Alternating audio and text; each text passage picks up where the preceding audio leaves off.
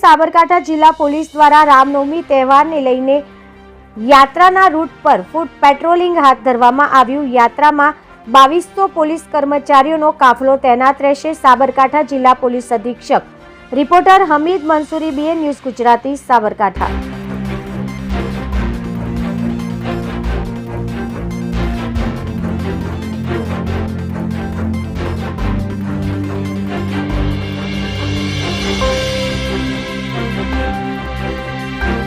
छवीस तारीखना रोज रामनवमीनी उजवणी જ્યારે ખૂબ જ ધામધૂમની સાથે આપણા સાબરકાંઠા જિલ્લામાં અને હિંમતનગરની અંદર ખાસ કરીને થવા જઈ રહી છે, ત્યારે પોલીસ વિભાગ પણ તમામ લોકોની સુરક્ષિતતા જાળવવા માટે થઈને સજ્જ છે।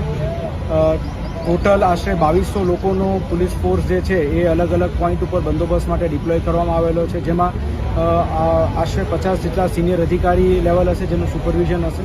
તે ઉપરાંત જે છે ડ્રોન સેલનો પણ ઉપયોગ થશે અને સતત ડ્રોનથી મોનિટરિંગ રાખવામાં આવશે। આજરોજ તેના માટે થઈને આખા વિસ્તારમાં ફૂટ પેટ્રોલિંગ અને રૂટ માર્ચનું આયોજન કરવામાં આવેલું છે। તમામ નાગરિકોને અમારી વિનંતી છે કે કોઈપણ પ્રકારની અફવાઓથી આપ દૂર રહેશો।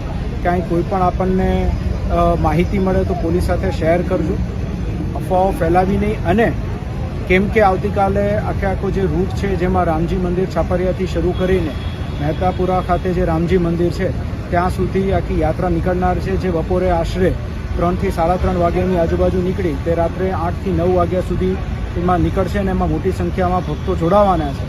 તો જે આખા યાત્રાનો રૂટ છે એ રૂટ ઉપર આપ આપના વાહનો લઈને ન આવતા અલગ રૂટનો યુઝ કરો, તેના માટેનું ડાયવર્ઝન કરવા માટે થઈને પણ પોલીસ વિભાગ દ્વારા ટ્રાફિક નિયમનની વ્યવસ્થા કરવામાં આવેલી છે। આપ સૌ લોકોના સાથ સહકારથી આપણે ખૂબ સારી રીતે રામનવમીની ઉજવણી કરી શકીશું। જય હિન્દ।